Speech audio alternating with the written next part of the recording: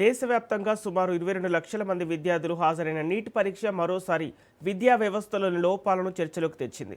ప్రశ్నపత్రాల leakage ఆరోపణలు విద్యార్థులు తల్లిదండ్రులు ఆందోళనకు కారణమవుతున్నారన్నారు సిపిఐ నేత నారాయణ.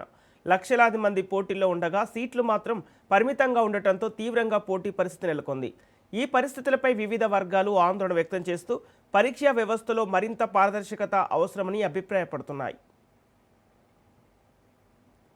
అది అన్యాయం ఇవ్వలేదు కదా. దీని మూల కారణం ఏంటి? విద్యా వ్యవస్థను ప్రైవేటీకరణ చేసి కార్పొరేట్ వ్యవస్థ చేసిన తర్వాత కార్పొరేట్ వాళ్ళు కాబట్టి 10 కోట్లు 20 కోట్లు 100 కోట్లు ఖర్చు పెట్టి పేపర్ లీకేజ్ చేయిస్తారు. దాని ప్రకారం అయిపోతుంది. అదే గవర్నమెంట్ వ్యవస్థ ఉంటే అంటే కాదు. కాబట్టి ఎప్పుడు విద్యా వ్యవస్థ ప్రైవేట్లో ఉండడానికి వీలు లేదు, గవర్నమెంట్ వ్యవస్థలో ఉండాలా. ఇప్పుడు దీనికి ప్రధాన బాధ్యత వహించాల్సింది ఎవరు?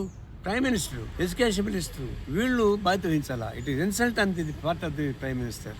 ఇంతమంది విద్యార్థులకి ఇబ్బంది పెట్టే పద్ధతులు చూస్తున్నప్పుడు మీరు ఏం చేస్తున్నట్టు లెక్క? మరి లీకేజ్ పెడితే వాళ్ళని యాక్షన్ ఏమైనా తీసుకుంటున్నారు? వాళ్ళు విషయాన్ని అంటున్నారు. విషయాన్ని ఎప్పుడు చదువుతుంది?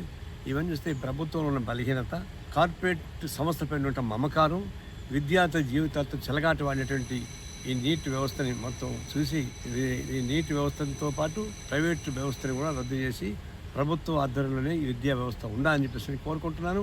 దీని మీద తగిన చర్యలు తీసుకోవాలి. పూర్తి బాధ్యత కేంద్ర ప్రభుత్వం బాధ్యత వహించాలని చెప్పేసి మేము డిమాండ్ చేస్తాం.